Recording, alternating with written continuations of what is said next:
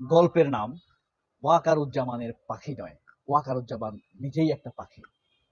কথা হলো, ওয়াকারুজ্জামান নিজেই পাখি নাকি ওয়াকারুজ্জামানের একটি পাখি আছে? আমার এই গল্পটাকে আপনারা কোন নামে অভিহিত করবেন সেটা আপনারাই ভালো জানেন। ওয়াকারুজ্জামানের ইচ্ছা, শক্তি, অভিপ্রায়, প্যাট্রিয়টিজম নিয়ে আমরা পরে মিলাবো, আগে গল্পটি শুনি। গল্পটি ইসলামের খলিফা হারুনের যুগে। খলিফা হারুন তখন বাদশাহ বাগদাদের। তো তিনি বিকালে পায়চারি করছেন, সুন্দর লন ধরে হাঁটছেন যেখানে ব্যাবিলন। তো সেখানে দেখলেন এক লোক একটি বিশাল পাখি নিয়ে বসে আছে। তো খলিফা হারুন কৌশলবশত পাখিটির দাম জিজ্ঞেস করলেন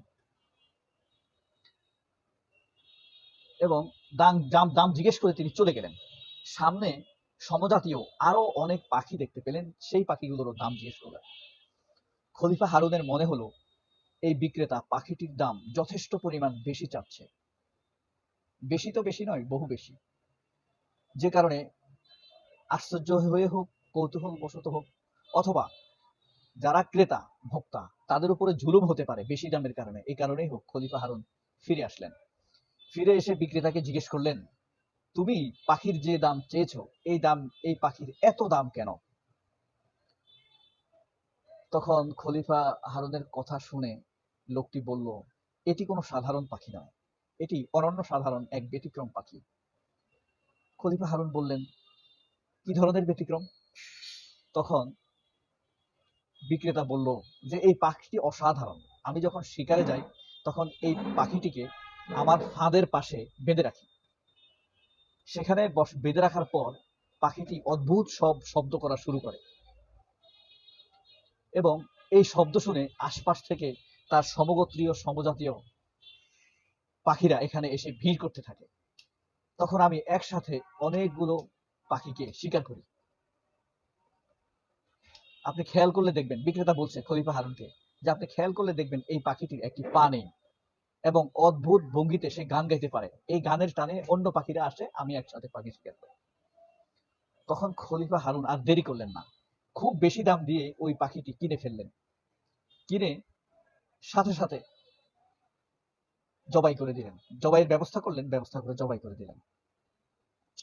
তখন বিক্রেতা আশ্চর্য হয়ে বলল, আপনি পাখিটি কিনলেন আবার সাথে সাথে জবাই করে দিলেন, এত দামি পাখি। তখন খলিফা হারুন বলল, তোমার এই পাখিটি বেঈমান পাখি। যেই জাতিতে, যেই দলে, যেই দেশে এরকম বেঈমান আছে, তাদের পরিণতি এমন জবাই করাই হওয়া উচিত। তখন বিক্রেতা বলল যে কে বেঈমানি করলো আর কে দেশপ্রেম করলো সেটা জেনে আপনার কি? তখন হারুন বললেন, আমি পরিচয় দিয়ে বললেন, আমি খলিফা হারুন। খলিফা হারুনের আসল নাম কিন্তু খলিফা হারুন না, তার একটি অদ্ভুত চমৎকার নাম আছে, আরেক সব গল্পের সময় সেটা বলব। এই যে বেঈমান পাখিকে মেরে ফেলা হলো, একবার ভাবুন তো, এই ওয়াকার হলো শেখ হাসিনার পাখি, ওয়াকারুজ্জামান শেখ হাসিনার পাখি। সে যখন শিকার করার প্রয়োজন হয় তখন সার্জিসকে দিয়ে ফেসবুকে স্ট্যাটাস দেয়াবে কয়েকটি অপ্রিয় সত্য, মাসুদ কামালকে দিয়ে তাহাজ্জুদের গল্প শোনাবে, ক্যাপ্টেন আবু রুশদকে দিয়ে সে দেশপ্রেম সততার গল্প শোনাবে, এদেশের মানুষকে প্রতারিত করবে, মঞ্জুর আলম পান্নাকে দিয়ে কোদালের বদলামি করবে, অথবা দেশের জয়া আহসান সুন্দরী যত ট্র্যাপ আছে আওয়ামীপন্থী মহিলা তাদেরকে দ্বারা, বা নীলা ইসরাফিল এদেরকে দ্বারা এনসিপি নেতাদেরকে ট্র্যাপ দিবে, তারপর রেকর্ড করবে। সাংবাদিক ইলিয়াস পিনাকি, কনক সারোয়ারদের একটি মামলাও প্রত্যাহার করতে দিবে না, আদালতকে চাপ দিবে।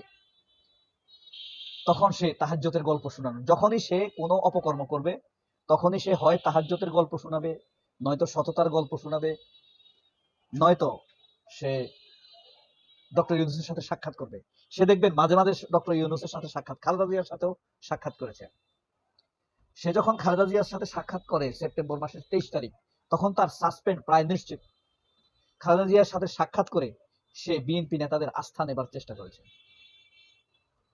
এখন বলেন, এই যে খলিফা হারুনের বাকবাকুব গান, সর্বশেষ সে কি করলো? সার্জিস আলমকে বললো একটি স্ট্যাটাস দাও।